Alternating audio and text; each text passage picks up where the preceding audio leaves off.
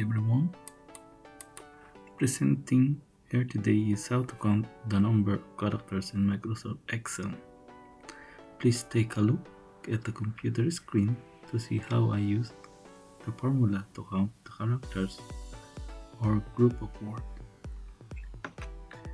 Here we use the formula len. Open parenthesis, click here, close parenthesis, and here we can get the number of characters. For the computer it is 8 characters.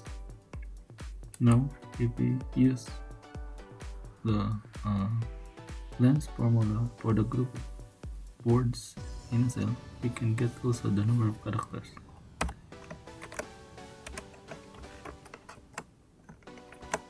Here we click here, and this 44 is the number of characters here in this sentence, which include the spaces and period at the end of the sentence.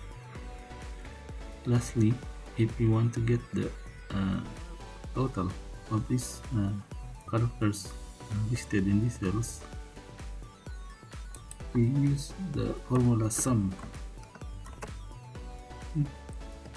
Then click here again, then comma, and we use again the len for these cells, and close parenthesis, and here 52. So it's 8 plus 44 equals 52. That's all for today. Thank you.